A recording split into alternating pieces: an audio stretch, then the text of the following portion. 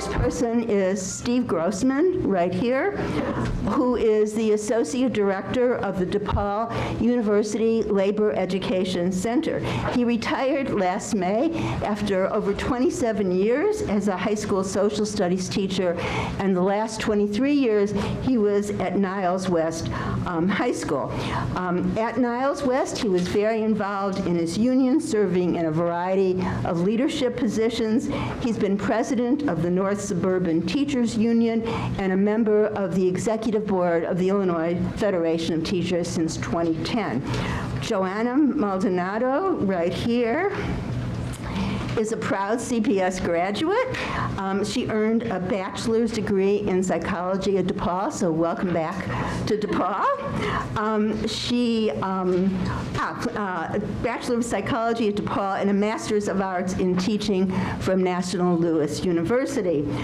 Joanna works at Yates Elementary School. It's a public school in Chicago. She's been a teacher for 8 years, including general education, bilingual education, inclusion, and resource special education. She has been a Chicago Teachers Union member since 2011. Her activism includes being a delegate from her building, a core caucus member, a Latinx caucus member, CTU Summer Internship Political Action Committee Policy Fellowship and Special Education Committee. And you want to thank her for taking time from this incredibly busy schedule to come here. Natasha Robinson is on her way. She was at school today until 4:45. She should be here very soon, but I'm going to introduce her anyway. She was born and raised in Rochester, New York, and comes from a family of educators. Her mom ran a licensed daycare center for nearly 30 years, and her older sisters are Head Start and kindergarten teachers, respectively. Natasha is in her 13th year of teaching. 11 of those years are with the charter school Urban Prep Academy. She is currently teaching 9th to 11th grade English at Urban Prep West Campus. She graduated from the University of Pittsburgh with a BA in Rhetoric and Communication, and also with an MAT in Secondary English Education. And she's currently working on a second master's in Inner City Studies at Northeastern. Her master's research focuses on the matriculation and graduation of male college students. Linda Perales, right here, is a K-3 bilingual special education teacher at Corkery Elementary School in Little Village. She also graduated from DePaul with her master's from the dual certification program for special education and general education, and has just begun her 6th year teaching. She also is a CTU delegate at Corkery, a district organizer for the CTU, and a member also of the Latinx Caucus. And last is Jackson Potter. Is a Chicago Public Schools graduate. He was a high school activist who led a walkout at Whitney Young in 1995 to push for equitable funding for Illinois, and I totally remember that walkout. I don't know if any of you remember that. It was 23 years ago. Some of you were just coming around 23 years ago. To me, it was like yesterday. After his degree, he was a teacher at Englewood High School. He was one of the founders of the Core Caucus, which stands for the Caucus of Rank and File Educators, which he formed with other people in May 2008, and also organized a group called the Grassroots Education Movement, which is a coalition of community organizations throughout Chicago.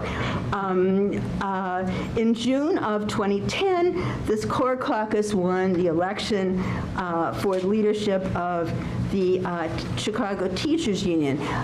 After Englewood, Jackson served for 8 years as a staff coordinator. Jackson returned to the classroom this year, lucky students, and he's teaching social studies at Back of the Yards Prep Elementary School, High School, I'm sorry, and you must be Natasha, who I just introduced. So this is Natasha right here. You missed my great introduction. finally, you have already met Dr. Hillary Conklin, who is going to serve as the moderator. As she said, she's an associate professor of secondary social studies in the College of Education, but she's also a former middle and high school social studies teacher. And I just want to say something about her research interests include teacher preparation, the pedagogy of teacher education, social studies curriculum, civic and democratic education, and middle grades education. So a big DePaul welcome for all the panelists, and Hillary's going to come over.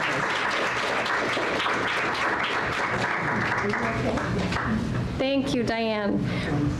So just as a brief background and introduction to the main event here, the College of Education has been hosting these forums every quarter now for the past 7 years.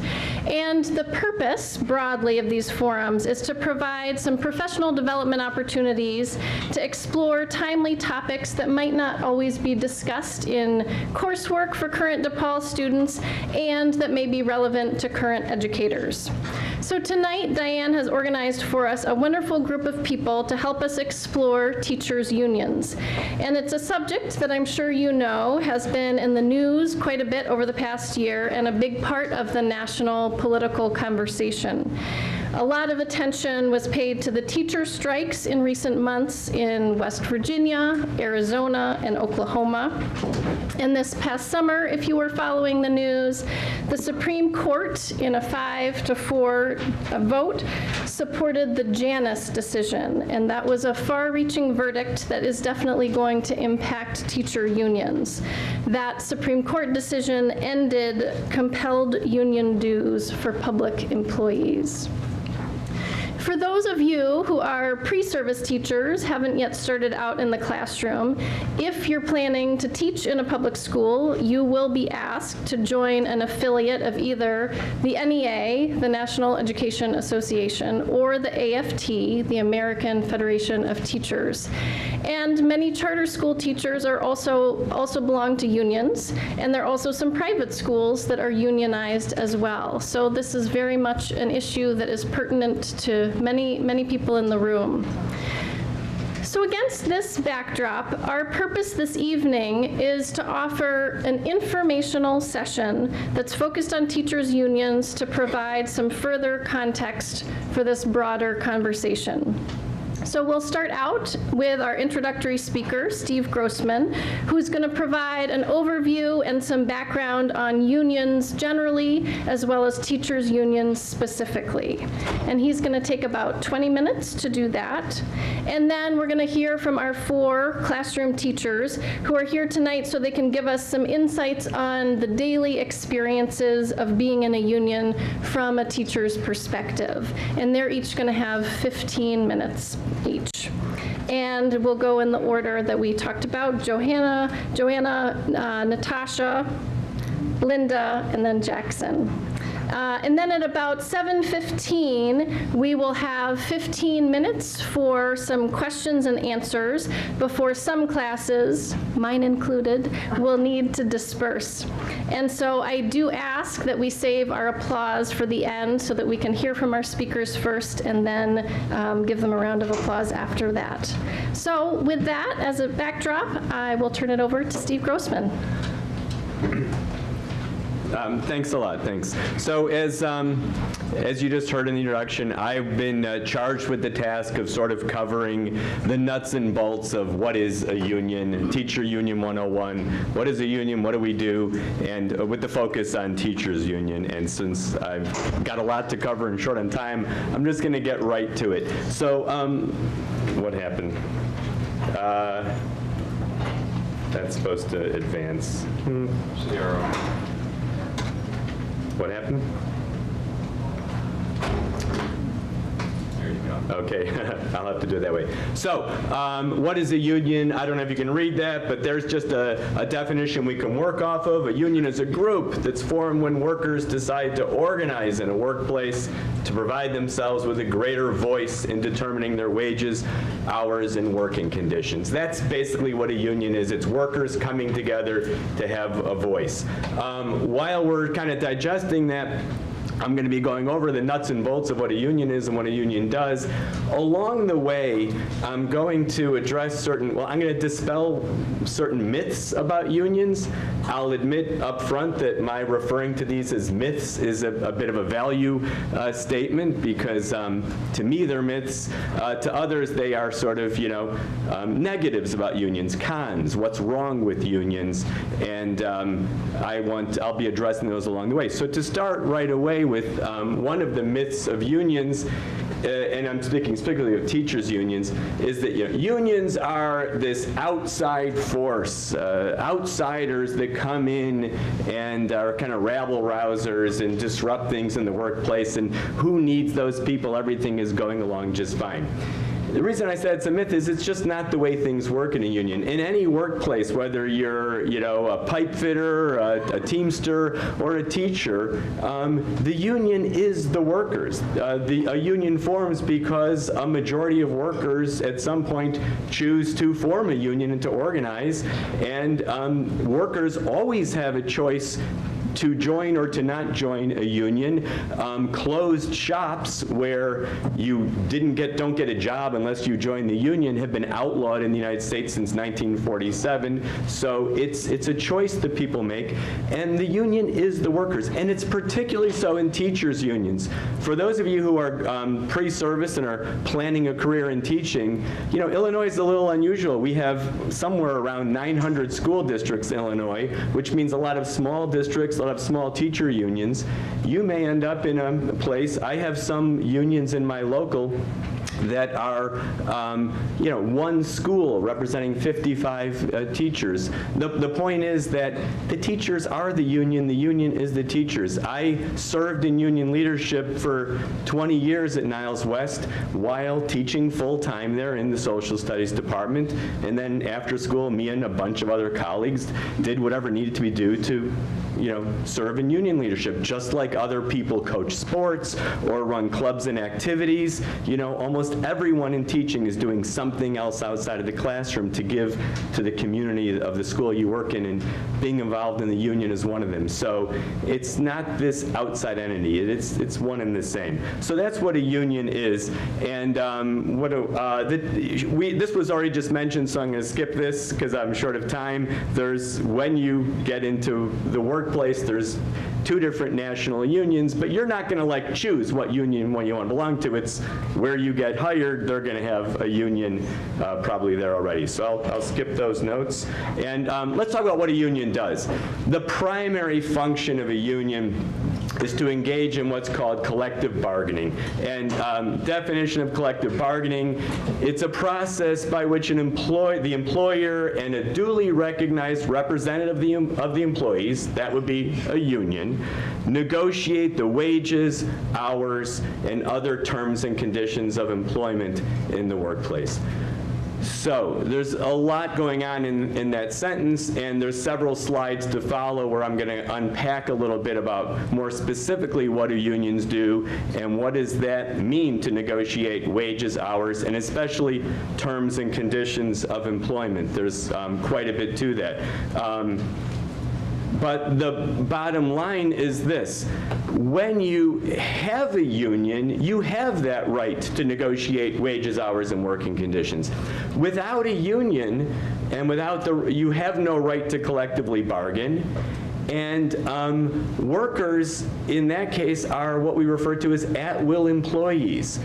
You work at the will of the employer, whether you're, again, a plumber, a carpenter, or a teacher, and the employer will set your wages. The employer will determine your hours and your working conditions without any input from you. So that's what it's meant to be, an at-will employee. And the term there it's a big important term, unilateral changes. Unilateral means one-sided. When you don't have a union, the management can change the terms and conditions of your employment, can change your contract or the agreement you've been handed unilaterally overnight anytime they want. You have no protection for it. So the main sort of fundamental thing a union gives you is the right to collectively bargain. If management wants to change something like your health insurance and you have a union, they have to negotiate that change first. So a quick example would be you're hired at a school, you get your first contract or whatever it is you get. Let's say you don't have a union there and they have health insurance and you've got to pay 10% of the premium, the health insurance, X amount a year. And you work your first year and you pay your 10%. And at the end of the first year, you're told by management, all the teachers are told, boy, our health insurance costs went through the roof last year. Our premiums are sky high. We just can't afford this anymore. The school's going to go broke. We need the employees to pitch in more. So next year, you're going to pay 20% of your health. They can do that, and they do that when you don't have a union. If there was a union, they'd have to wait until the contract was expired and then engage in collective bargaining, and they'd have to bargain the terms of whatever changes they want to make. So let's look more specifically at what unions bargain for. And everything on these first few slides are what are called mandatory subjects of bargaining, meaning if you have a union, there's a law in Illinois, it's called the Illinois Educational Labor Relations Act, that it governs all unions and management and how they interact with each other. And everything on these slides here are what are called mandatory subjects of bargaining, meaning that the employer, the school district, has to negotiate with a representative of the teachers, that would be the union, before they can set or change any one of these things that we're about to look at here. So one would be wages, obviously, the salary that you're going to be earning.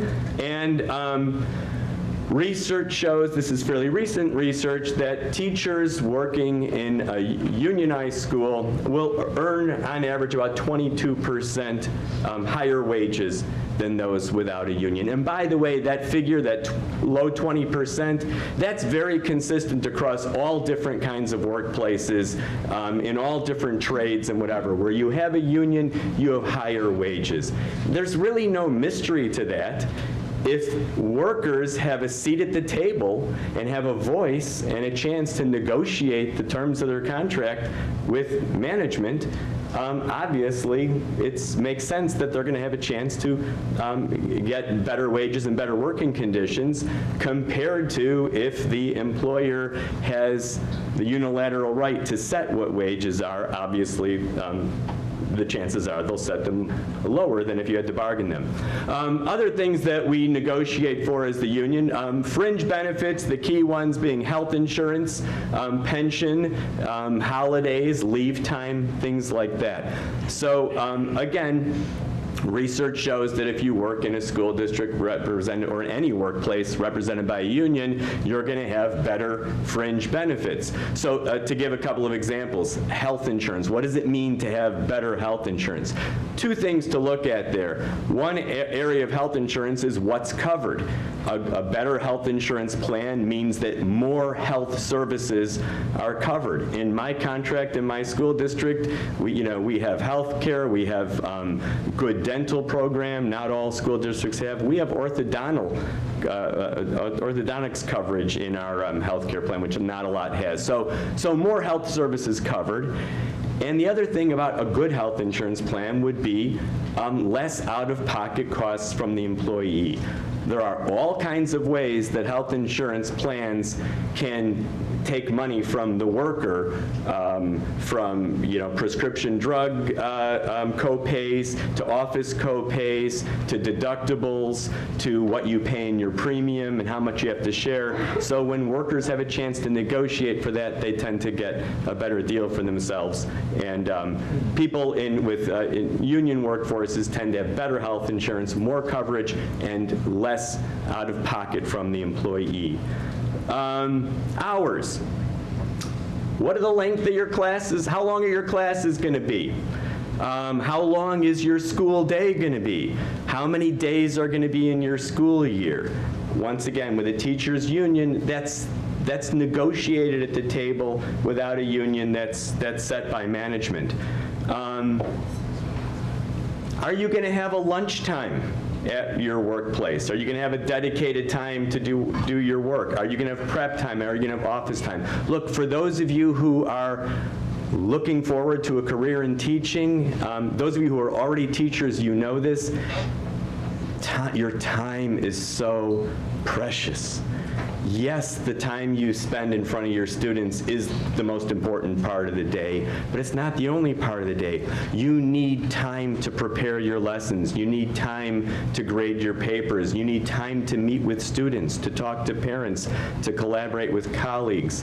One of the most important things we do when we negotiate, whenever we go into bargaining, we survey our members, and this is what they always tell us is, their time is precious and important. So that kind of thing is another example of things that unions negotiate. Let me give you a little example of this, like real life example. Let's say you're teaching, you get hired, you're in your first year of teaching. Your contract says, or your faculty handbook says, you get a 40-minute duty-free lunch, and you're assigned a certain period to lunch. And on a given day, your principal comes to you just before your lunch period and says, Steve, I got to ask you a favor. So-and-so just had to leave unexpectedly just now, and we've got no one to watch the playground during recess. Would you mind, giving up your lunch today and going on the playground and supervising the kids? You can bring your lunch with you. You can eat it. The kids will be fine. Just this one. Can you do that for me? It's your principal. What are you going to do? Raise your hand if you're going to go, sure, yeah, I can do that today. I'm expecting more hands up, to be honest with you. You're going to do it. You're a first-year teacher. You want to keep your job. It's your principal. We're there for the kids, right? How can we leave those up? So you do it, right? Because you're not going to stand up. And that's fine. But then what happens 2 weeks later when the principal comes to you, and now it's the library he wants you to sit in with your lunch. And then the next day it's the front office desk because there's no one there, and he's not asking the veteran teachers, he's going, or she is going to the new teachers. So it's an issue, and the point is, what are you going to do? I have the answer to if you don't have a union, you're SOL. You're going to give up your time. You're going to do whatever they tell you to do, because to be honest, without a union, you have no contract and you have no rights. You've got to do what they tell you to do if you want to keep that job. On a later slide, we'll tell you what would happen if you had a union. What else is negotiated? The other category, remember, was terms and conditions of employment or working conditions. This is an almost endless list. What do we mean by working conditions? The list is almost endless. I brought this as a prop. This is my contract from the school district I just retired from. It looks like a little tiny book, right? But it's tiny little print, and it's 117 pages long, and I can't tell you how many things are in here because, our union's been around for 60 years, and this is a contract that's been developing and changing every time we bargain. So here are some examples of things that a very typical union, a contract would have, almost standard in any contract. And this one I have to pause on, and this is going to bring me to myth number 2 about teachers. Almost every contract, teachers union, any other kind of trade unionist, has a clauses for just cause and due process. And what does that mean? And here's where I get to myth number 2. Myth number 2 is teachers unions are a problem because they protect bad teachers, and we have this system called tenure, which means it's a job for life and you can't fire a bad teacher, and the unions protect bad teachers. Really? That's a myth. Tenure is not a job for life. It's not a protection of a job for life. Tenure gives you a guarantee of what we call due process and just cause, and almost every contract has a clause like that. So what it means is that if your employer is unhappy with the job you're doing, or you get in some trouble and they want to discipline you before they can discipline you, they have to show that they have just cause, that you have indeed done something wrong or failed in your job. And due process means that you have rights. You have a process that they have to go through a process to show that they have just cause, to show you've done something wrong. And you have rights like the right to give your side of the story. They have to show evidence and all that. So tenure means that you have due process, and teachers' unions protect your rights, and quite frankly, every worker should have that. No one should be railroaded out of a job by some false accusation. So no, we do not protect bad teachers. If people don't belong in the job, we don't throw ourselves in front of the train to protect bad people who should not be in the job. But we do make sure that their rights are followed, which I think anyone should do. So that's one thing in there. I'll have to go quickly because I got the 5-minute thing here. We negotiate an evaluation process. That's another thing that's going to be important for you. Your future in your career is going to be largely based on the evaluation you get from a supervisor. The union negotiates the terms of those evaluations. The instrument used tries to build in fairness to that process. We have clauses in our contract for academic freedom so that the teacher is in control of the grades they give classes and what we teach and all of that. Your job assignments, your schedule, your teaching load, what are you going to teach, how many classes are you going to teach, that's all in a contract. Class size and caseload size. That's another thing that we negotiate in our contract. We just finally got our class size lowered in our last contract at my school. Health and safety issues. We advocate for an enriched curriculum. So, school districts have pressures. They often have economic pressures and are sometimes needing or wanting to cut. And sometimes the first thing they cut are classes that we think are vital. So we are out there fighting to preserve an enriched curriculum, fine arts, library, electives, student services, making sure that students have access to nurses, social workers, psychologists, special education classes, etc. Myth number 3, if you quickly review that list that I just went over, myth number 3 is that unions are just there to protect their own and to protect their teachers, and they're greedy or whatever. All right, I'll fly through this. If you look carefully at this list, and even at having better wages and benefits, that phrase that I showed you in the last one, a teacher's working condition is a student's learning condition. Where you have unions, students' performance is usually better. Where teachers are offered a better contract, better pay, better benefits, that attracts better candidates. Being able to negotiate small class size, does that just benefit teachers? That benefits students. Almost everything you saw on the list on the other screen, when we negotiate, we are trying to, the teachers are going to be in this career for a long time. When you enter the field, you expect to stay for a long time in that career. And we have a vested interest in making our schools great and having our workplaces be great. So it's not about selfishness, and it's not about the best deal we can get for us. Last thing, I don't have time for this, but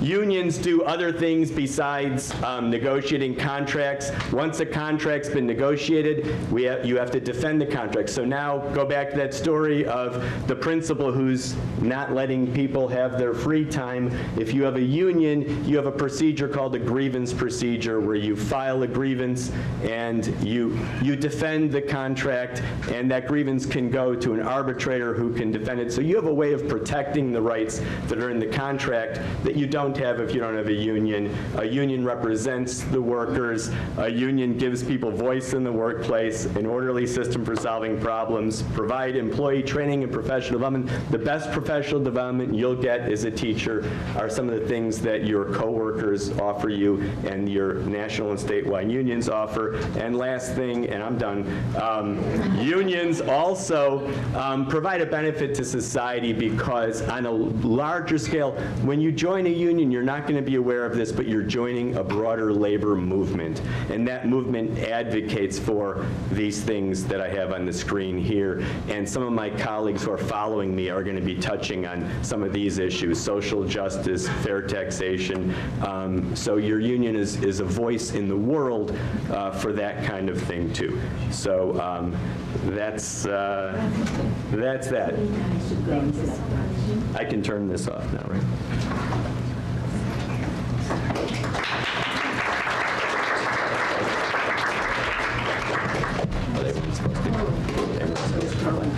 Okay. Jump in.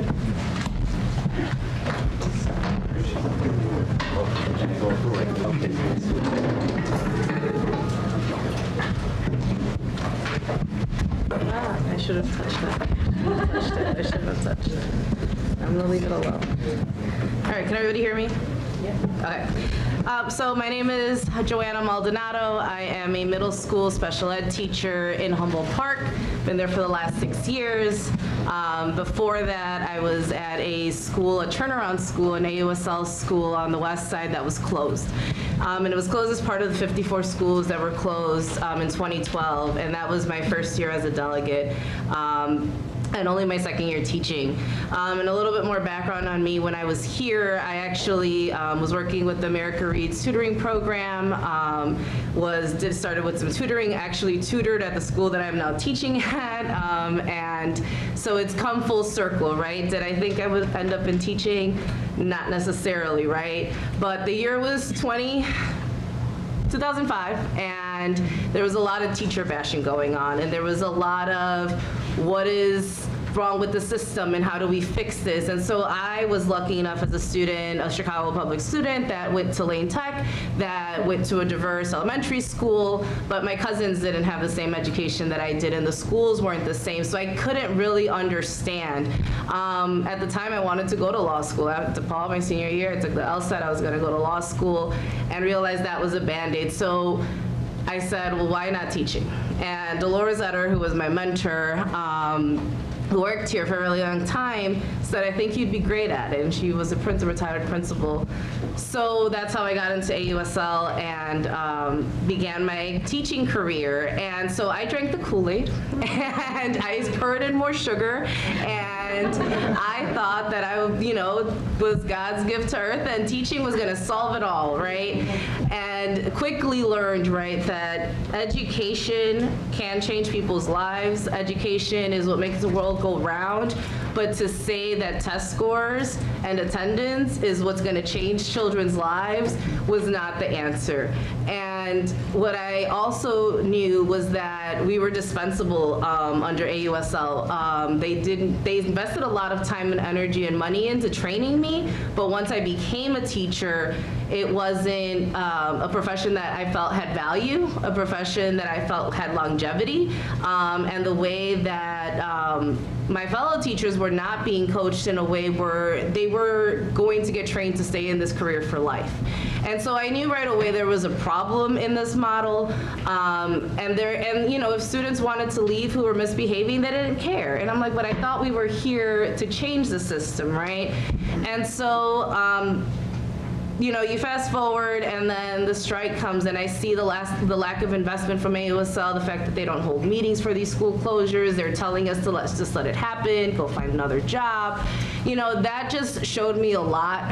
And while that was like one of the hardest things that ever happened to me, to see that school close, was also the ability to move to another school, because I probably would have still been there till this day, suffering through that. And so then I went to a neighborhood school where I had a principal who was sane, who had worked at there are very few, who had spent her entire career at that school. She taught there for about 15, 18 years and became the assistant principal, then later became the principal. And she knew her students, she knew her community, she knew her teachers. And even though I found some issues, right, because there's always some form of stuff that comes up, I now value her so much more since she's retired, right? Because that sense of honoring teachers' professionalism, honoring their input and their knowledge, is something that I don't see with the new administration that has come into the building. And so we're here to talk in a time of Janice, right? We're here to talk about why join a union, why is this important? And when you have a system that works really well in doing what the system does, but the teaching force is a female body, and the students that we serve are 80% Black and brown students in Chicago Public Schools. These are two minorities that do not have a voice in the things that happen to them, that do not have any control over what is going on without a union. And so, you know, we talk about power and how to take it and how to own it and how to move things forward. And it's just like, well, what does power have to do with teaching, right? There's power dynamics when you have parents and children, between siblings, and there is definitely a power dynamic between a teaching body and administration in a school. And while we are there for the same mission and we are essentially hold the same values, how that is perceived and how that goes through on a day-to-day basis is where the challenges come up. And so, I want to touch on a couple of things that Steve touched on in that the day-to-day, right? So if you think about a marriage, you're like, oh, you get married, everything's supposed to be great, everything's supposed to be happy, but the day-to-day is what you kind of have to work through and the grind, and you have to work things out, right? And that's where communication comes in, and when there is a power dynamic that is not equal, you need a collective body that is together, that has voice and has the ability to form a professional problems committee, that has the ability to form a professional leadership committee that talks about professional development, that isn't there to push test scores and attendance. Because who here, by a show of hands, is here because they love giving tests and want to take attendance all day long?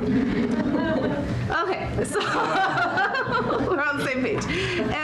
And that is what drives Chicago Public Schools and many other districts around the city and country, where they're looking at rating schools based on test scores and attendance. And no one in this room is becoming a teacher to be a tester. And so they take away the ability to teach in a way that makes sense for our students. And so if you talk to teachers, what is hard is the relationship with the administration, but their lack of doing something about their concerns, right? And so at my school, what we did through our PPC was we collected some information. I kept talking to teachers. Teachers were talking about leaving. We're scared about the notion of school closures. I teach in Logan Square, Humboldt Park, where we have lost so many students. So we've lost over 60% of our student body in the last 5 years due to gentrification. And so we're up against that. We're up against staff that is turning over with new administration, and where the test scores are the only thing that people look at, right? You look at great schools and they're looking at 1+, 2+, what is this? And all it is test scores. And so how do we change that? And really get students engaged, really get students wanting to come to school, really be passionate about the business of learning, right? And so the issue came up with the teachers that it was a lack, the culture and the climate of the building is what was suffering, it was what was lacking. And so I talked to a couple of people, I started looking, and then on the union website I found there was a culture and climate survey, and there was a protocol. And so the protocol discussed having your staff on board, right? And so Steve touched on organizing, like this part of what we do in a building, yeah, we can have a contract, but if you don't have an organized staff, if you have teachers that are just closing their doors, you're up against a lot, right? So it starts step one with talking to other teachers and figuring out what the problem is. And then the teachers told me, well, unless 100% of the teachers vote on this survey, I'm not doing it. And I'm like, well, how can I get 100% if you're not in but you want to be in? So it's, but what we did was we said, okay, we'll take a pre-vote. Before we do that, let's do a yes/no vote. And let's drop it in the hat and we'll see what happens. And all but 2 teachers said, yes, we need a culture and climate survey. We need to be able to sign off on the fact that we want this, because if you have 75% of your body at your school voting on something, now you have something ready to go for a grievance if your principal doesn't want to sit down and talk to you. And guess what? My principal didn't want to sit down and talk to us, to the point that he called the law department to see, does he have to do this? And the law department said, of course you have to do this. If you have a group of teachers that are willing to work with you, that is what you need to engage in those conversations. So then, the process goes through the PPC. We created a survey together with the administrator. We did get 95% of the teachers to sign on to want to do the culture and climate survey. And now, even though we have that much, there are still a lot of steps to follow, right? You still have to hold them accountable. You still have to tell them what the action steps are, because on paper, he makes it seem like, yeah, everything is moving along, but in reality, we are still up against the fact that we don't have a clear discipline policy. We're up against the fact that we are not to be suspending students, which I completely agree with, but we're not funding restorative justice, right? We are not getting people into the building. And so these are the things that go from the building to then the bigger union, right? So into our collective bargaining agreement. And we're working hard to get that language into our contract in order to have funding, because an idea without any money is just an idea. And so it's not going to actually have any follow through unless we have the data, the conversations, and the evidence that we have tried to address this issue and that it is desperately needed. Because it is what is tiring, right? On top of everything else, you come into a building where you don't feel welcomed or happy to be there, and the children then feel it and the parents feel it, and it's a cyclical effect, right? You've heard it, the teachers keep the drum of the school, but if they take away our drums, then there's nothing that we can actually beat on. I did want to touch a little bit on another big thing that my school got this year. We are part of a Sustainable Community Schools initiative in the city of Chicago. It was part of a community fight that teachers joined into, that became part of hunger strikes, that then allowed us to get language in the contract that said that we were going to get 20 schools in the city of Chicago to receive up to $500,000 in funding that would be shared by parents and students and teachers to be able to get those things that the school needs. So that's the language, right? I can even probably regurgitate it to you because it's about 3 sentences in the contract. So just because it was in there doesn't mean that there was a fully fledged out plan. So what we're doing right now, and I'm actually missing my meeting where we're talking about interview questions, is organizing your parents, organizing your students. We now have a student voice committee that is eager and motivated to change the direction of the school. We have parents who are taking ownership over their school, because even when you sit on a local school council, which I also sit on, right, you get to maybe push around $25,000 a year, which is nothing in a school.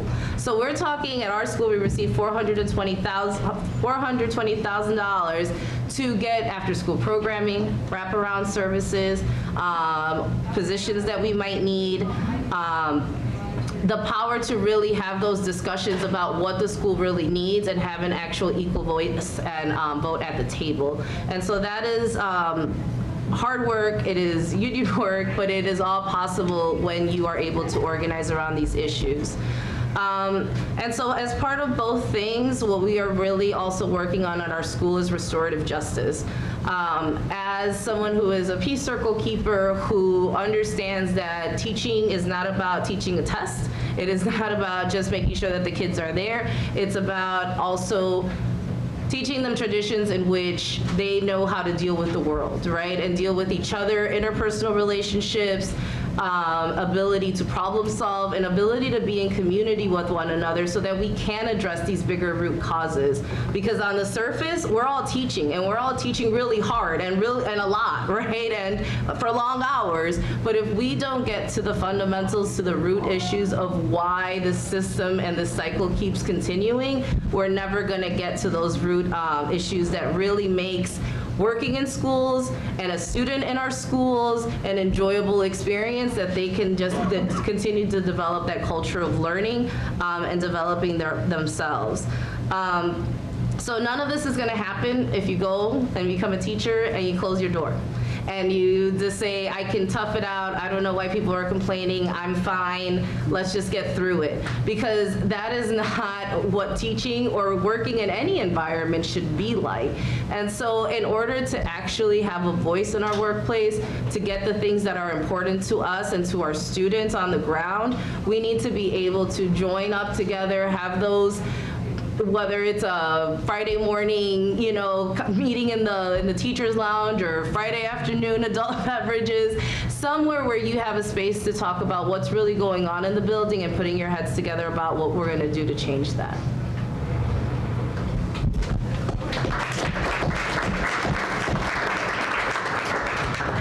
Hi again, my name is Natasha Robinson. I am a teacher at Urban Prep Academies on the West Campus. We are a network of charter schools. We've been in existence since about 2002. I actually started at Urban Prep Inglewood's campus, and now I was at Inglewood campus for 7 years, and now I've been at the West Campus. This is my 4th year there. You may have heard about Urban Prep before. We're 100% black and brown male students. This will be our 10th graduating class this year. 100% of our seniors get into college every single year. We have 3 campuses, like I said, Inglewood, Brownsville, and the West Campus, so we're kind of placed in different parts within the city. As a charter school, we have both public and private funding, and like I said, I've been there 11 years. I love the work that I do, but about 7 years in, I got to that point where a lot of the frustrations that I had been feeling over the course of 3 or 4 or 5 years just kind of came to a head. And in December of that year, December of 2014, some teachers approached me about unionizing. They had actually started the conversation prior to even introducing me to the topic of unionizing. And they were actually a little afraid to come to me because I had been a veteran at the school. I had been there 7 years. I had built significant relationships with students there. And we all have this fear of, if you bring a union to your school, ultimately what happens is teachers lose their jobs. And so they didn't want to put somebody who had built a lot of relationships with parents and students in that building and within that network to be put in a position to lose their job. And so they came to me, in that fear, and, I sat there and I thought about it, and it only took me like 12 seconds. And I literally was like, no, I'm down. I want this. We need to do this. The year prior to that, I had lost my mother. And so I was in a state where, like, whatever, I'm gonna do whatever. And I'm gonna live the way that my parents raised me to live, and I'm gonna fight the fight that I think needs to happen, and our students deserve better, our parents deserve better, and the staff at that school deserve better. So I was all for it. Now with that said, we started the process of talking to union organizers, and they told us, they said, Urban Prep is not going to handle this well. And I had been there for 7 years, so I already knew Urban Prep was not going to handle it well. And sure enough, true to form, the day it happened that we decided in February to announce, I was following our HR person, and she immediately unfriended myself and several other staff members on social media. We became the black sheep of the schools. And again, I told you I had been there for 7 years. I had been a pride leader. Again, I had supported students. I had gone to basketball games, football games, had built relationships with families, had students who were in college, had been, helping them financially throughout their time at Urban Prep and as well as in college. And I became persona non grata on that campus. People stopped talking to us. We would go to public events and they would look the other way. Our school decided to do what they called captive audience meetings, and what that is, an opportunity for them to basically, for lack of better words, to just shun the people who were, trying to participate in this union. And what they would do is they would break us up into 3 different groups. They put the veterans in one group with the people who were publicly anti-union, which were just people who were trying to move up in Urban Prep. And so they chose to be anti-union publicly, but privately they were down for it. Because once we unionized, got a contract, they didn't say, oh no, I don't want that extra money. Oh, I don't want, I don't want to start late. They took all the praise that came with having the union, but they didn't want to publicly support it because, again, they had their own itinerary of what they were trying to do professionally. And so we wanted to unionize again because there was a teacher turnover rate at our school. It's hard work. We would start in August 1st. We didn't end till, the end of June. So you basically had a month off to kind of relax, do what you needed to do. And we all know in CPS they have, almost 2 months. And so it was an overkill. Like, people were overworked, underpaid. Like Steve said in his PowerPoint, CPS teachers, I think on average as a first year were making $54,000. I think our teachers, depending on the principal, how they felt about that person, how qualified they thought that person was, they would determine who was getting paid what. So we had some teachers making as little as $40,000, and we had some teachers making as much as $80,000. There was no rhyme or reason. It was literally the principal said, oh, I want to pay you $75, you get $75. I want to pay you $30, you get $30. 30 or you get 40 or whatever that amount was. So there wasn't any even across that, and that can bring a lot of tension to the staff when people start finding out, like, we do the same job. I've actually been here 3 years longer than you, and you make more than me. Like, that brings a lot of tension into the room as well. And just teacher turnover rate was ridiculous. Like, literally, we started making jokes about it. We called them Christmas cuts, and we called them June cuts. So Christmas would come around, and it would be the last day before the break started. And on that day, we always give our students gifts as they leave for the holidays. So we'll give our freshmen watches, we'll give our sophomores like a hoodie, we'll give our juniors a vest, and the seniors will get like jackets or whatnot. And then teachers would get their pink slips. That would be their holiday gift. So teachers would go and check out with the principals for the holidays, and people would find out the day we leave for the holiday break that they had lost their jobs. And so we would just sit around as staff and as veterans, you kind of figure it out, like, who's the person that they're going to fire today? And we would just have to sit around and wait, and they never do it, that Monday. They wait until 4:45 or 5 o'clock when everybody's about to get dismissed, and that's when they let you know that you've been terminated. And so as somebody who cared about that school, cared about those teachers, like, I was frustrated with that. And I know so many individuals who lost their jobs or felt pressed or pushed out of the network because they didn't fit the quote-unquote ideal of what they wanted an urban prep teacher to be. And so some people really just were bullied into losing their jobs, or people just, didn't like them, so they would just make up allegations against them, and people would lose their jobs because, as Steve said, we were at-will employees. They could fire you for whatever reason, and they didn't have to tell you why they were fired. They could literally just make something up. Oh, it's a budget cut. Or we don't have this, we don't have that. But it really was, oh, we don't really like you personally, so professionally we're going to let you go. And so it was very hard for me as somebody who had a lot of integrity, who was raised that way, to see people who I know stood right next to me, put in all that hard work and time and effort for our young men, and then for them to lose their job just like that, and without any rhyme or reason. It was a difficult pill to swallow. We wanted, the things that a lot of people want. We wanted smaller class sizes. We wanted more support for our diverse learners. When you're in a school of Black and brown students, you understand that they are a very vulnerable group. And then on top of that, some of them were doubly vulnerable because they had been put into diverse learning education. And we, even in that, learned that a lot of students were placed in special ed and were getting IEPs simply because of their behavior in middle school or their behavior in elementary school, and that just carried over to high school. I remember one student prominently came in as a freshman, and he had an IEP, and when I found out what it was for, I was like, what? I was just still taken aback. And by the time he graduated, he had gotten rid of his IEP. He was a straight A student. He's now a senior at the University of Illinois. So it shows you, when you put in that time, you put in that effort, you put in that work and that support with your students, like, it starts to wear on you, and it starts to make you feel like maybe this isn't the profession for me. Maybe I do need to walk away. And so we tried to do this as a means to keep our sanity, but also to, like I said, to do better by our students, by each other. And we just, a lot of people try to make it seem as if it was all about money. That's the first thing they do. They make it seem as if you're selfish, you're greedy, all you care about is money. But I love the job that I do. I haven't seen an increase in my salary in 3 years, and I still come to that job every single day. I still put these hours in for my students. I still create and coordinate, college tours for my students and take them places where our school never will take them, because I care about the work that I do. And, it was really, like I said, hurtful to me as somebody who had been there for 7 years to be told and to be vilified in that moment just because I wanted better for myself. I wanted better for my colleagues, and I wanted better for our students and their families. And so, and they tried to pin us as the evil people, and the crazier part about it is that everybody who initially was a part of the unionizing efforts at our school were some of the most committed people on staff.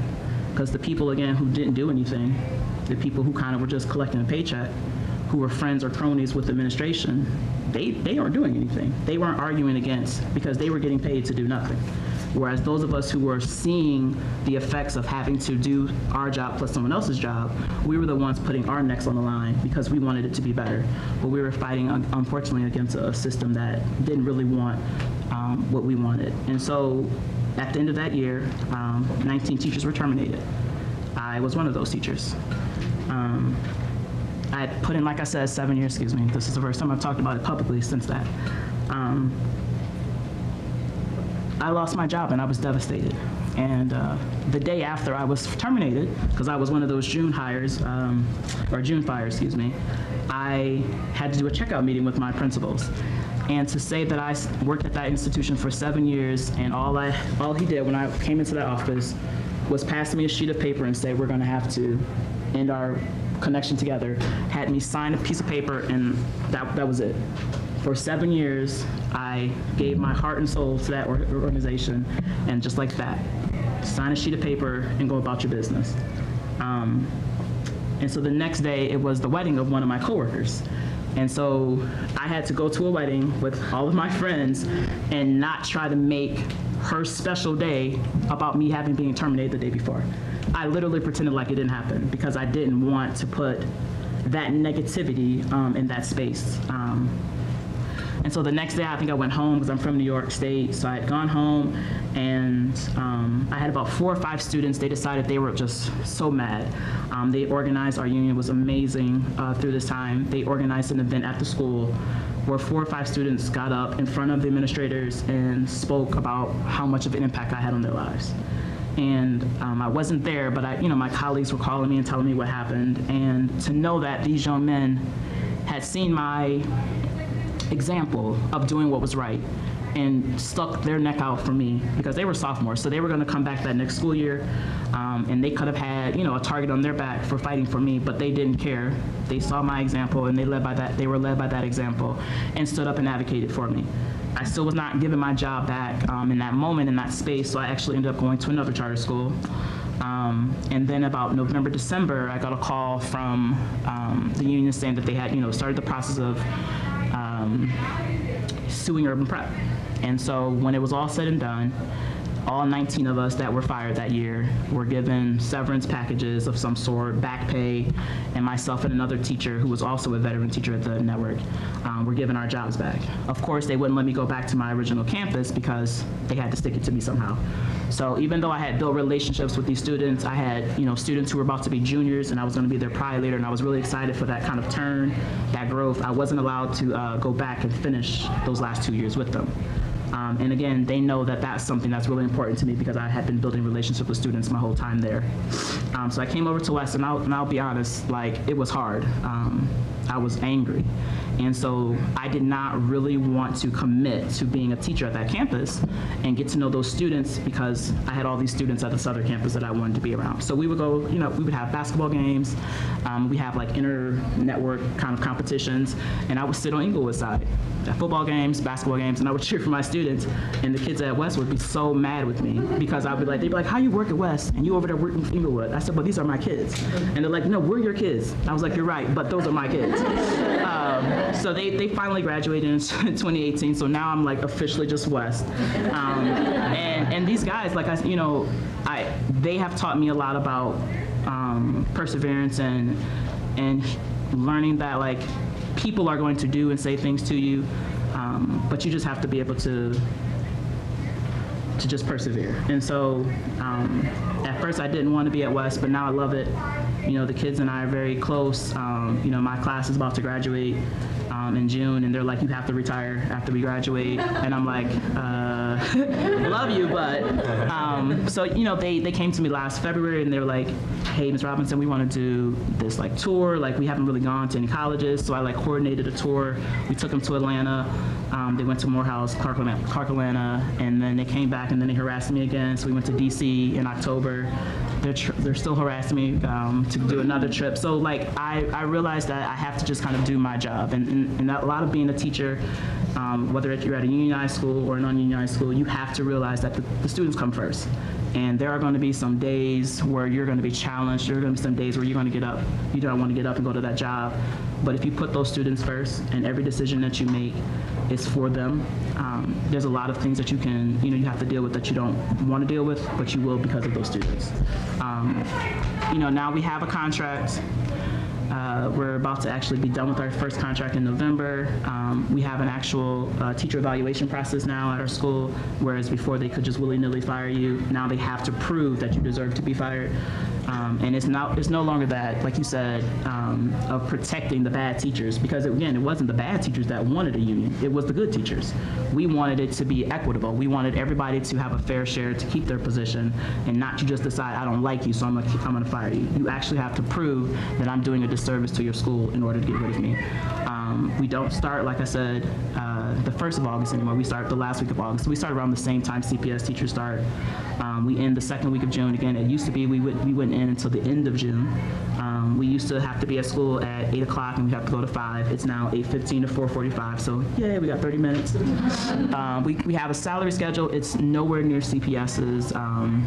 It's just, and then we don't have, or we have, limitations now, whereas before a teacher could be teaching 3 to 6 classes in a row, and there wasn't any regulation on that. Now there is regulation. You can't teach more than 3 consecutive periods. You can't have more than 4, distinct subjects. So those are big fights that we needed at a charter school. And now, we're one of 32 schools across the city of Chicago that are unionized. Those 32 schools represent 12 different councils. In 2017, we all linked up with the CTU, so now we're officially a division of the CTU. And then next week, we at Urban Prep, we start bargaining for our 2nd contract.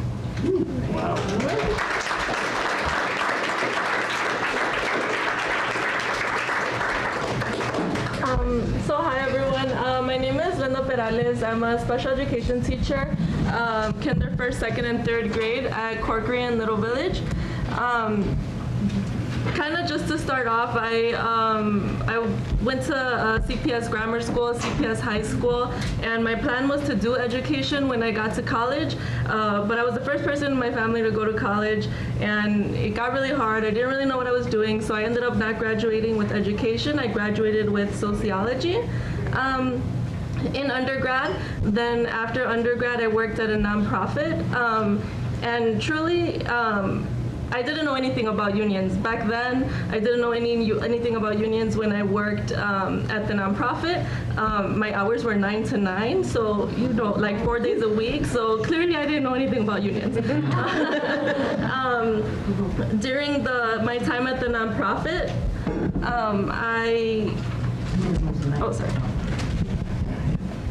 During my time at the nonprofit, I was working with the youth program and facilitating adult English classes, and that's when I decided, like, I do want to, go back to school. I do want to be a teacher. But even at that time, right, when I came here to DePaul for my master's, I didn't know anything about unions. I started teaching, and my first year, I had 17 students in my special education classroom. So, 17 students in a special ed room is definitely illegal.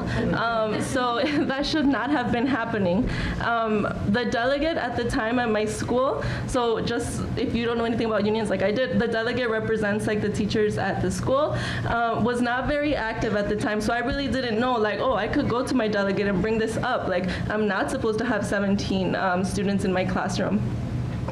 So yeah, like I didn't know anything about it until my 3rd year teaching. The previous delegate retired unexpectedly, and then we didn't have a delegate for a few weeks. And then in October of 2016, which was my 3rd year teaching, we had a meeting because we needed a delegate because we might go on strike. So a few of us showed up to this meeting, and they were like, okay, we need a delegate, and no one was volunteering. So I was like, okay, me?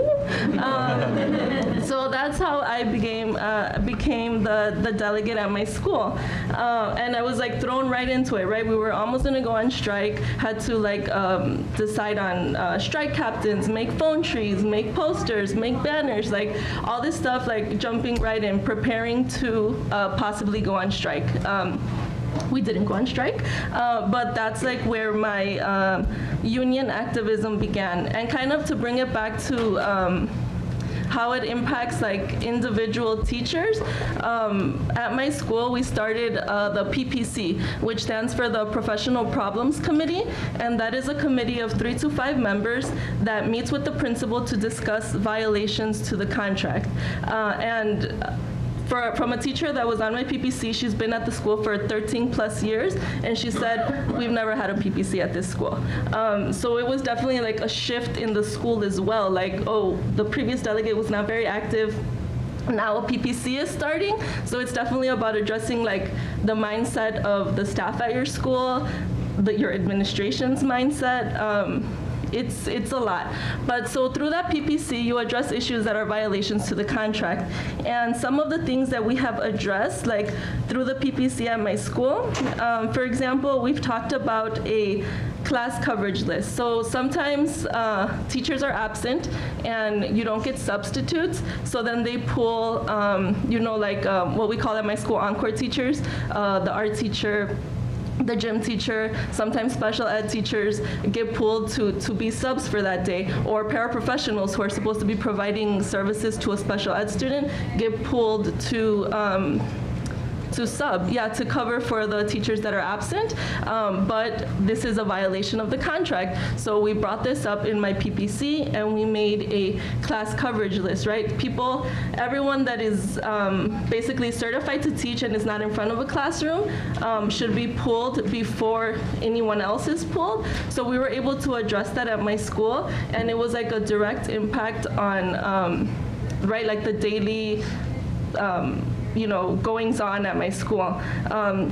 Through the PPC, we were also able to get CPDUs, which are professional development hours, for flex days, right? So like to keep your license, right, you have to get like a certain amount of CPDUs. And for flex days, which, like for example, in my school, we stay 3 times a year, 2 hours after school. So we're able to get CPDUs for that. And that was a direct result of bringing this up in the PPC. Special ed teachers, right? As special ed teachers, we have to write IEPs, which are like crazy long documents, exhausting to write. And it actually states in our contract that we can get coverage to write those IEPs during the school day. So we brought that up with our PPC. In our contract, it also states that an elementary school, a primary classroom, kinder first and second, if you have over, it's 31 or 32 students, you should be assigned a teacher's assistant. And through the PPC, we also brought this up, and one of our first grade classrooms, they hired a teacher's assistant because we brought it up. So like, we've been like Joanna said, testing, right? None of us went into school to become teachers to test kids like crazy. And we were over testing with a test called Dibbles, and none of the teachers wanted to do it. We brought this up. And most recently, my principal placed restrictions on when we can take personal business days. Our contract states that there cannot be restrictions placed on personal business days. And we had like a whole paragraph going on about you cannot take personal business days like during school testing, during like a million reasons. And we brought it up through the PPC. So these are all like direct things that were linked to the contract that impact our day-to-day lives as teachers that we were able to address because we are in a union. So I think it's like really important to talk about like those day-to-day things, but like kind of on a larger scale, something that my union involvement kind of helped spur was a day of action at my school. On the day before Trump was inaugurated, we organized a day of action at my school to show solidarity with our students. I teach in Little Village, which is a predominantly Mexican neighborhood. So we actually, the union has these signs. It says, I pledge to protect my school, my students, my community. We had shirts made with the same saying, and all of the teachers wore these t-shirts. All of the teachers put these signs on our door, and that day before school, teachers, staff, parents, students, we marched around the school chanting like basically chants saying that we stand with our students, that we're here to protect them, that we're in solidarity with them. And then we gathered around the track and like held hands and like I did a little speech about how we're here to protect our students. And that would not have happened if it were not for the union. And like students still like mention that to me, right? One of my kids, when she wasn't able to go, but I showed her a video of it, and she was like, "Oh wow, like you really love us, huh?" You know, so like, like having students feel that way is like a direct result of having this action, and that action was a direct result of my involvement in the union. Along with that, with the Day of Action, within the CTU, we've also been working on creating an expanded sanctuary curriculum. We feel that it's really important for our students to have curriculum in which they see themselves reflected in what they're learning, right? See their histories, their culture, and we're working on, we've created like a resource bank with, for example, books that are by theme that may talk about immigration, that may talk about like the school to prison pipeline, that may talk about LGBTQ issues. Like, so we have like this resource bank, and we're like slowly developing it so that teachers have access to this, so that they can teach their students these materials. And again, that's like that work was done within the union. I think that too, something that has been like personally super important to me being part of the CTU is it's really been a way to not get burned out, because you can be doing this work and it's exhausting.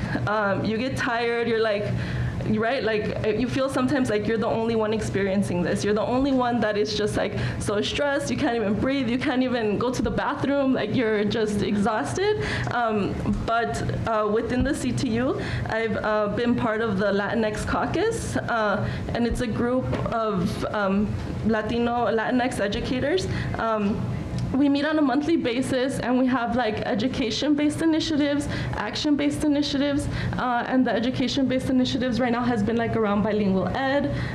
We have done, right now for action-based, we're working, like some of us have gone to Chile in the past and met with Chilean educators and union activists. A group went to Puerto Rico and met with Puerto Rican teachers after Hurricane Maria. So we've done, right now we're working on a Day of the Dead event that's going to take place at Harrison Park, and our altars in a center around bilingual education. So just having that space where you're like with other educators that look like you, that speak like you, that are teaching the same students as you, you get to discuss, and you feel like this feeling like, wow, like I'm not alone, and if we like come together, we can really fight to change the things in this system that are working against us, and it helps you not feel burned out. And I'm not gonna say that this is easy. Like, this is really, really hard. Sometimes it's disheartening, right? Like, you like do a meeting and only like 5 teachers show up, or like you're constantly like urging people like wear red on Fridays to show solidarity, and then no one wears red. So it's like Joanna said, having these like constant conversations, like pushing teachers to like to be active, and even in like the smallest way possible, but like, right, but then you get like that new teacher to sign their union card, and you're like, yes, right, you know, or you see like that new teacher like, oh, you know, wearing a red shirt, you know, so it's like there's like small slivers of hope, and I mean, sometimes you face tension from your administration, and I have felt that like hard this year, but you know, it's like, if you know that you're working towards like a bigger goal and that the union is backing you, like, it's so much more powerful and so much more like just like life-changing. So I think like as pre-service teachers, if you kind of have an inkling, like maybe I want to get involved, maybe I want to do this, I think like you should do it. There's like so many committees in the CTU that you'll find a committee that like caters to what you're interested in and what you're passionate about making a change for. It's there, and if it's not there, you can create it. So like, get involved, and because it'll truly like just be so impactful to your life and to your students' lives, and it'll help this become just like a career for you, not just like a small like 3 to 5 year stint. So.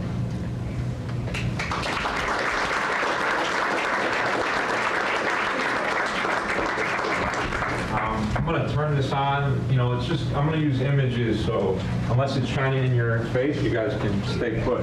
I have the unenviable task of being the last speaker, and if you're like my 8th period, you're feeling a little sluggish. This you turn that. Okay. You want me to turn that? Yeah, please. Yeah. You want to get So- my thing off here?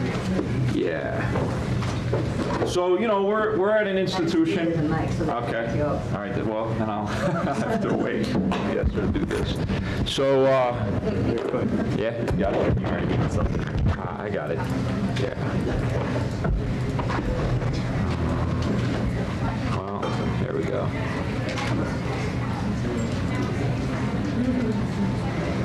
So, you know, we're in a Vincentian social justice institution. Those of you from UIC, you have an urban mission. Those of you from Loyola, also a social justice mission. Our union is a social justice union, but you can plant a flag and call it that, and it doesn't make it so, right? And it's kind of like the Field of Dreams.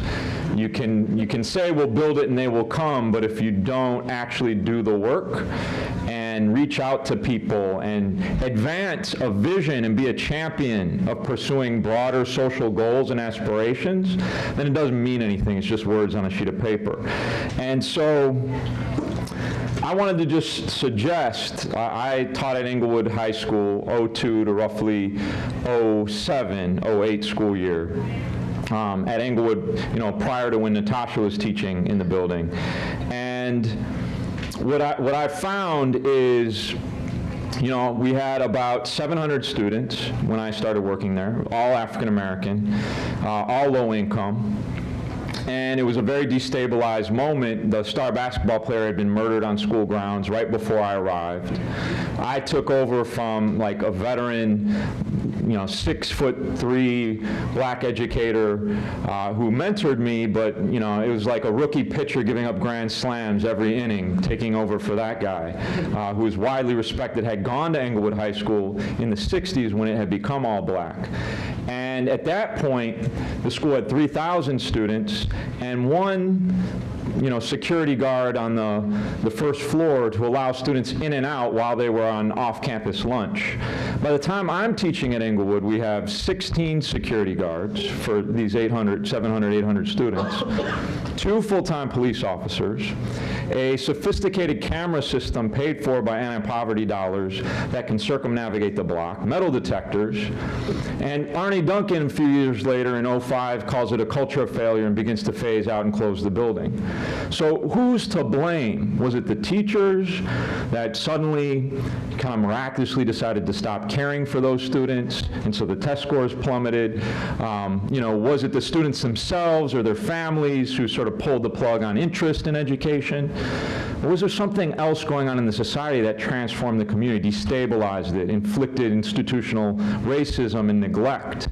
You know, was it corporate America abandoning Englewood in the South Side and the West Side, when Sunbeam Electronics, when International Harvester, when U.S. Steel and Republic Steel, when the stockyards closed and went to low-wage southern states or Mexico?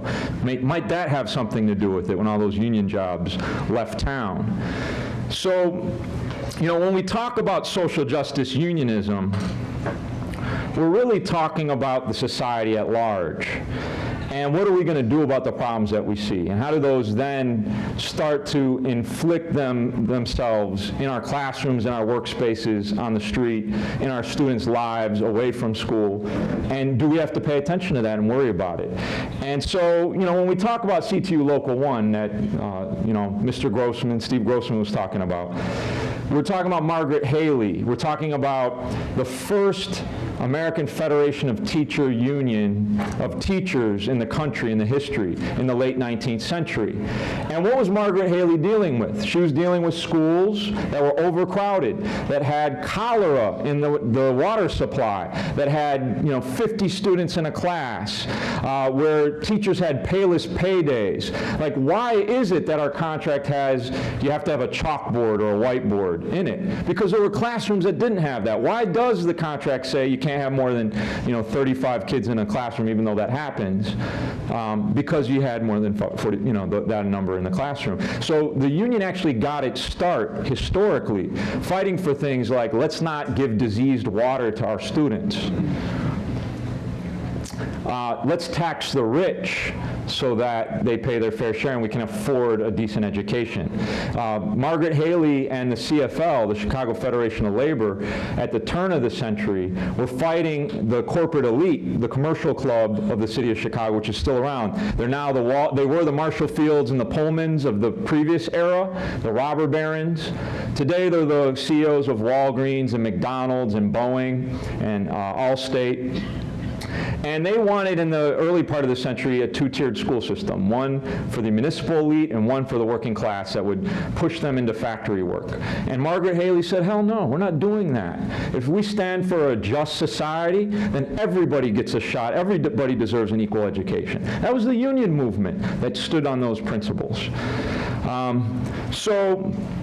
You know, when this was just, we were camping out to fight school closings. Like, we endured sub-zero temperatures in February. This was before, you know, the city of Chicago started planting birch trees because of climate change. This was still, you know, the good old days of, you know, really freezing your ass off in the winter. And, you know, we did that. We did it so we could get in line and demand justice and say, you know, you got to invest in schools, not close them. And, you know, we, as a social justice union, December of 2011, Rahm Emanuel begins his first assault in trying to close black schools predominantly, because we know over 90% of the schools he's closed were overwhelmingly in the black community. And, you know, this was a powerful thing. We, as a union, were uncomfortable.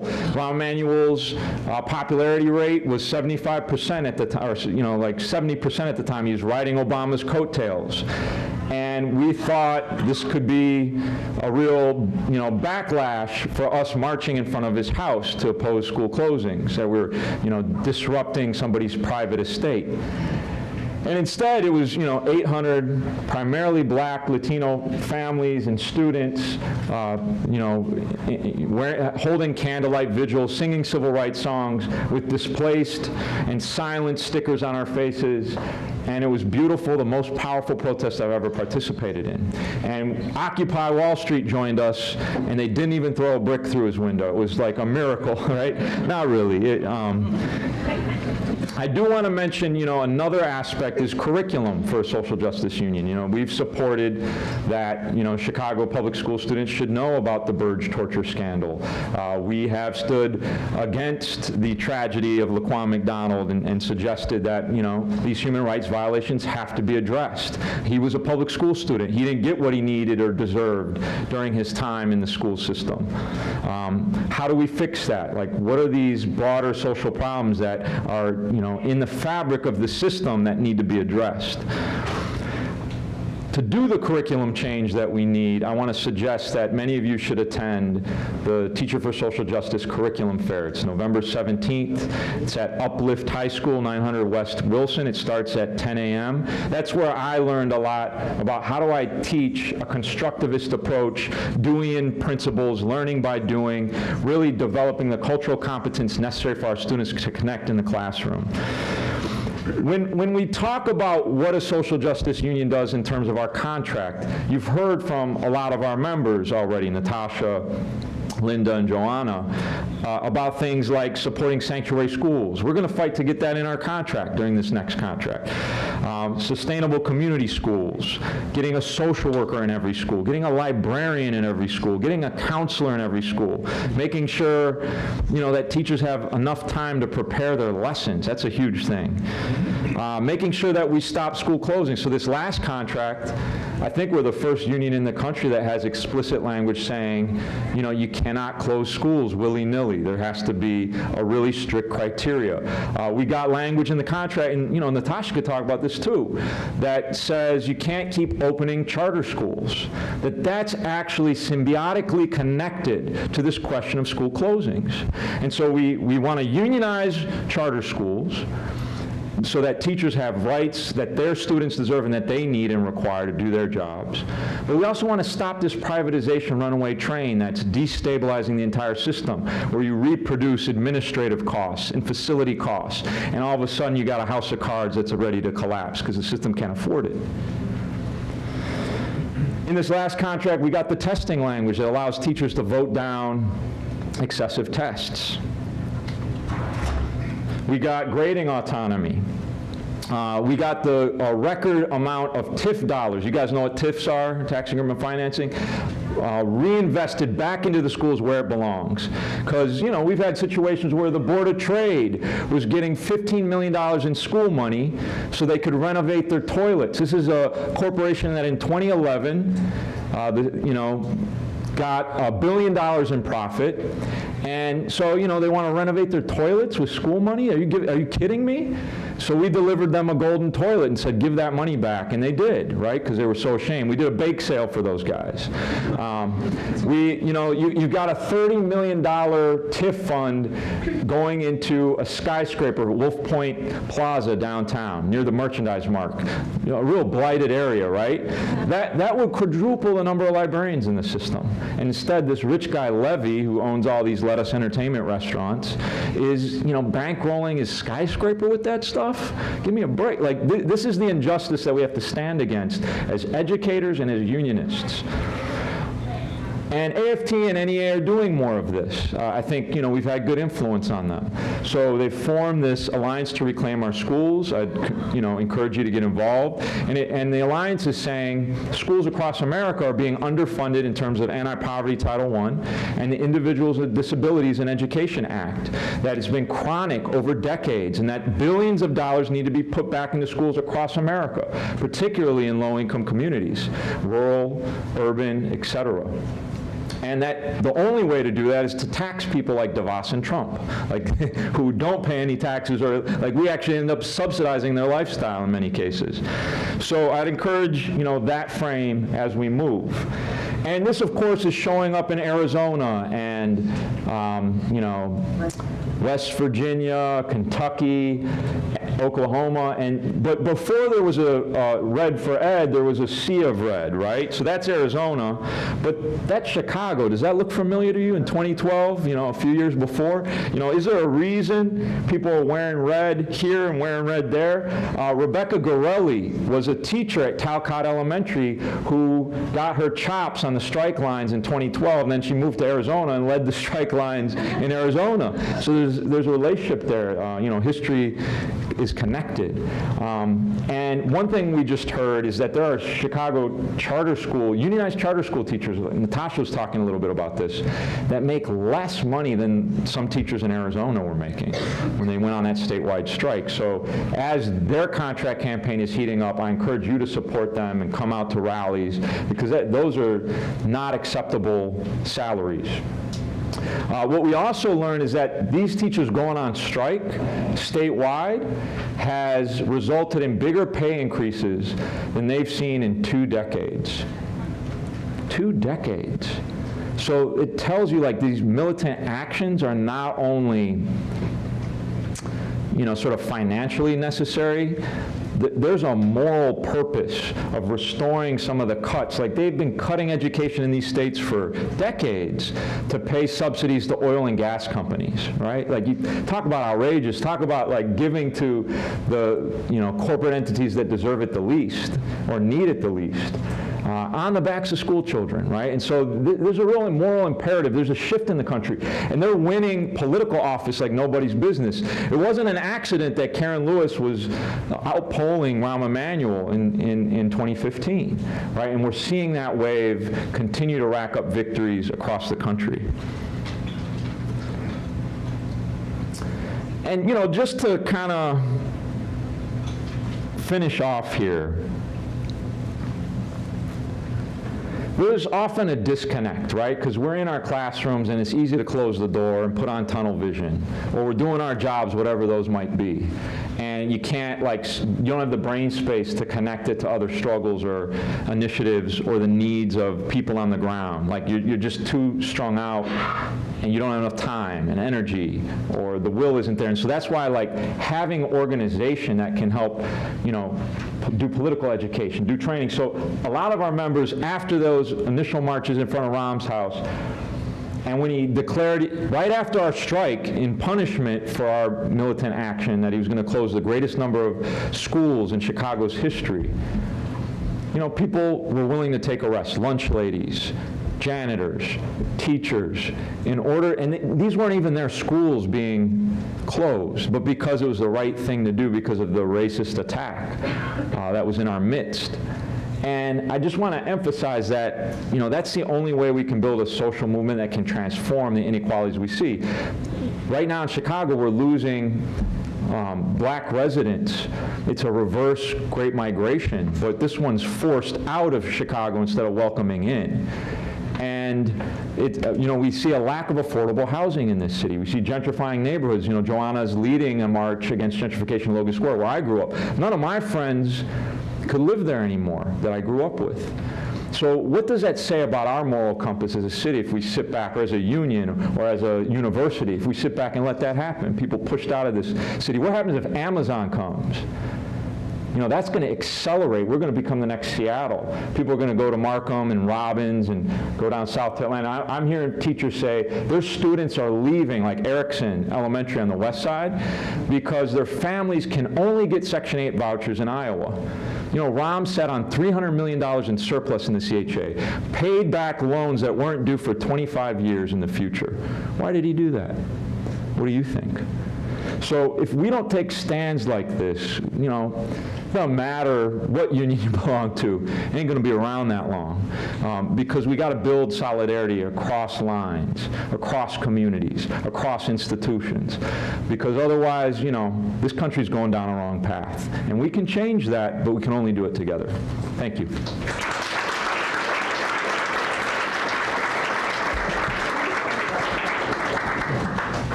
Thank you so much to all of our panelists.